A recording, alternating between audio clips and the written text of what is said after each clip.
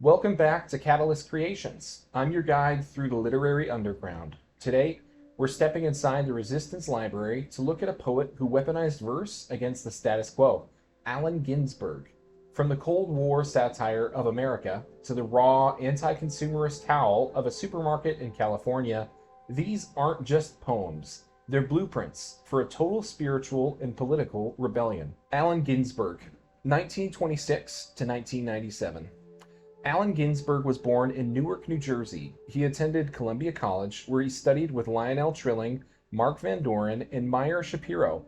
In On the Road, Jack Kerouac based the character of Carlo Marx on Ginsberg. When Ginsberg read Howl at the Sixth Gallery in San Francisco's North Beach in 1955, he uttered the battle cry of the Beat movement.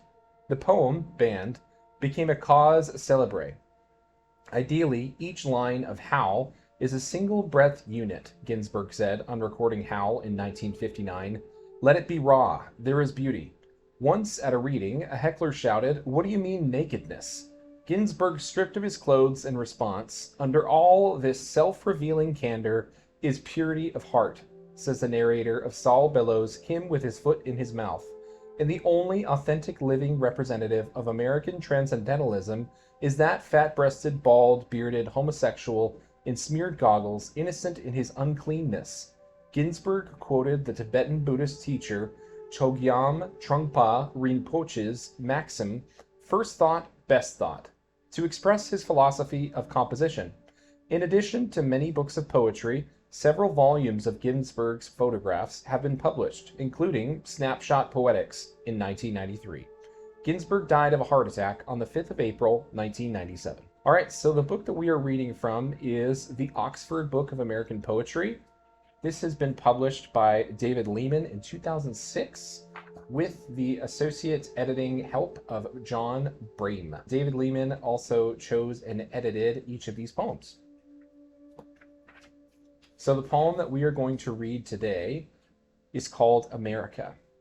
The last time we spoke, I was reading Leaves of Grass in Places of Nature. It seems like the radical content is the stuff that people want to hear. I think that this stuff is extremely applicable to today's society and really any society. Poetry can be used as a defense against powers of totalitarianism and fascism in today's society. What poetry resonates the most with you?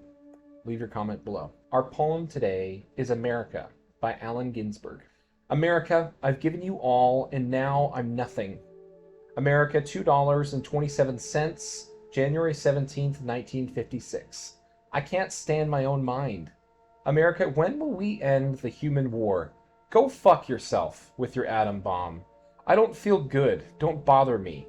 I won't write my poem till I'm in my right mind. America, when will you be angelic? When will you take off your clothes? When will you look at yourself through the grave? When will you be worthy of your million Trotskyites? America, why are your libraries full of tears? America, when will you send your eggs to India? I'm sick of your insane demands. When can I go into the supermarket and buy what I need with my good looks? America, after all, it is you and I who are perfect, not the next world. Your machinery is too much for me. You made me want to be a saint. There must be some other way to settle this argument. Burroughs is in Tangiers. I don't think he'll come back. It's sinister. Are you being sinister, or is this some form of practical joke? I'm trying to come to the point. I refuse to give up my obsession. America, stop pushing. I know what I'm doing. America, the plum blossoms are falling. I haven't read the newspapers for months. Every day, somebody goes on trial for murder. America, I feel sentimental about the Wobblies. America, I used to be a communist when I was a kid. I'm not sorry. I smoke marijuana every chance I get. I sit in my house for days on end and stare at the roses in the closet. When I go to Chinatown, I get drunk and never get laid. My mind is made up. There's going to be trouble. You should have seen me reading Marx. My psychoanalyst thinks I'm perfectly right. I won't say the Lord's Prayer. I have mystical visions and cosmic vibrations. America, I still haven't told you what you did to Uncle Max after he came over from Russia. I'm addressing you. Are you going to let our emotional life be run by Time magazine? I'm obsessed by Time magazine. I read it every week. Its cover stares at me every time I slink past the corner candy store. I read it in the basement of the Berkeley Public Library. It's always telling me about responsibility. Businessmen are serious. Movie producers are serious. Everybody's serious but me. It occurs to me that I am America. I am talking to myself again. Asia is rising against me. I haven't got a Chinaman's chance. I'd better consider my national resources. My national resources consists of 2 joints of marijuana, millions of genitals, an unpublished private literature that jet planes 1,400 miles an hour, and 25,000 mental institutions. I say nothing about my prisons, nor the millions of underprivileged who live in my flower pots under the light of 500 suns. I have abolished the whorehouse of France. Tangiers is the next to go. My ambition is to be president, despite the fact that I'm a Catholic. America, how can I write a holy litany in your silly mood? I will continue like Henry Ford. My strophes are as individual as his automobiles, more so. They're all different sexes. America, I will sell you strophes $2,500 a piece, $500 down on your old strophe.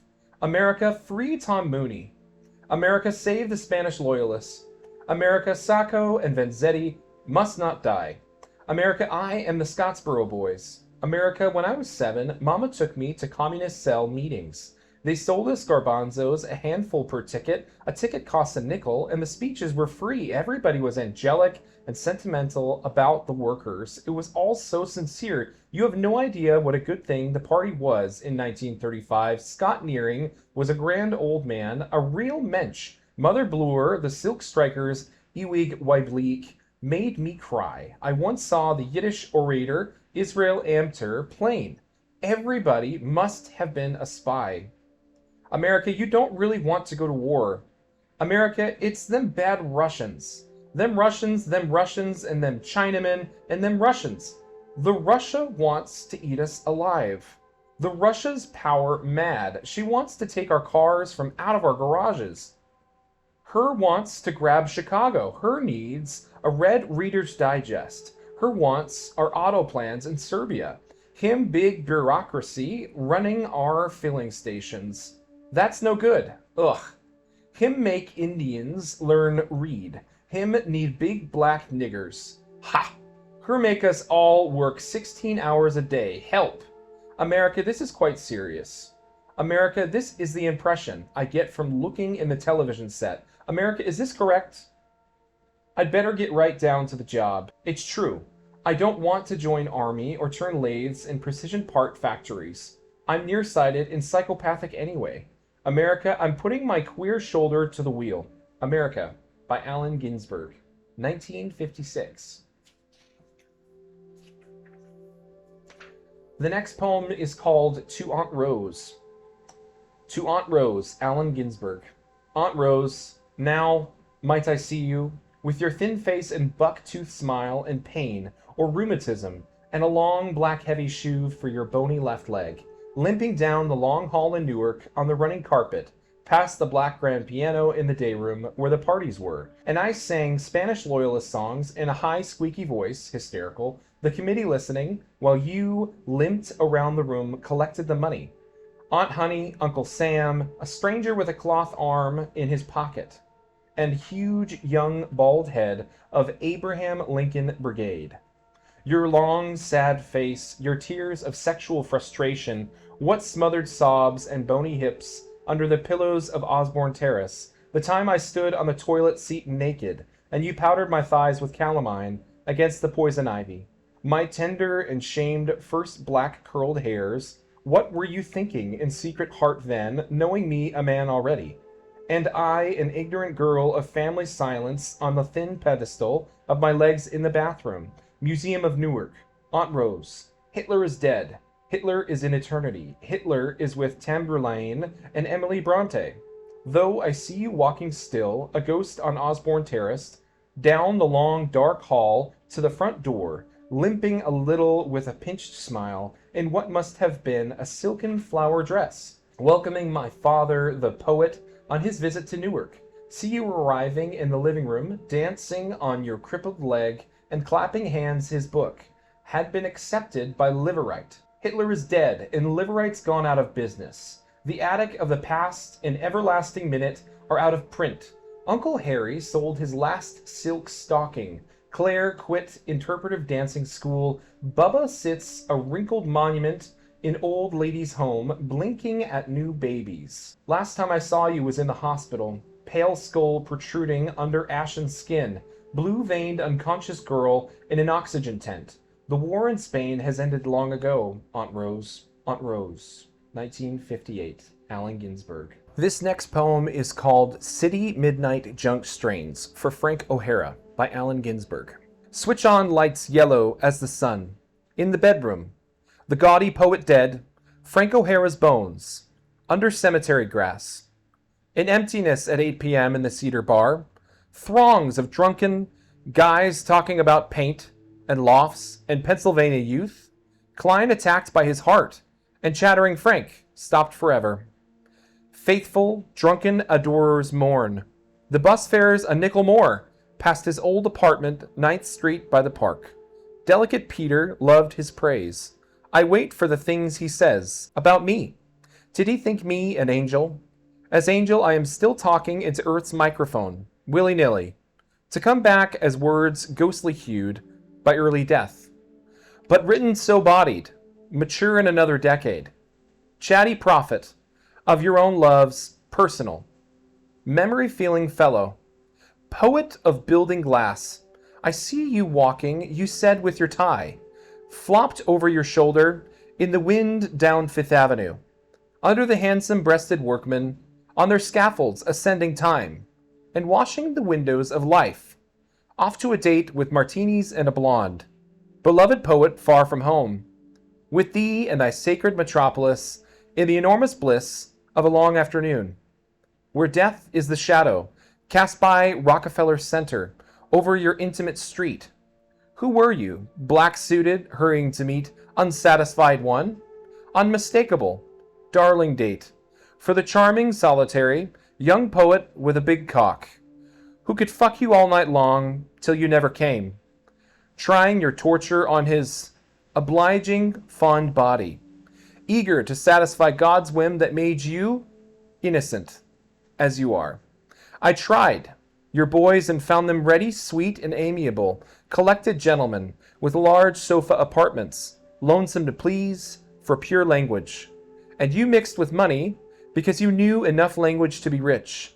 If you wanted your walls to be empty, deep philosophical terms, dear Edwin Denby, serious as Herbert Reed, with silvery hair, announcing your dead gift.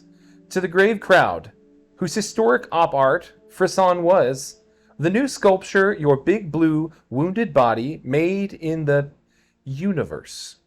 When you went away to Fire Island for the weekend, tipsy with a family of decade-old friends, Peter stares out the window at robbers, the Lower East Side, distracted in amphetamine. I stare into my head and look for your broken Roman nose, your wet mouth smell of martinis, and a big artistic tipsy kiss.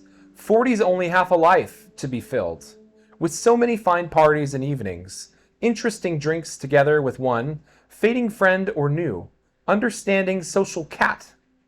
I want to be there in your garden party in the clouds, all of us naked, strumming our harps and reading each other new poetry. In the boring celestial Friendship Committee Museum, you're in a bad mood? Take an aspirin. In the dumps, I'm falling asleep, safe in your thoughtful arms. Someone uncontrolled by history would have to own heaven, on earth as it is.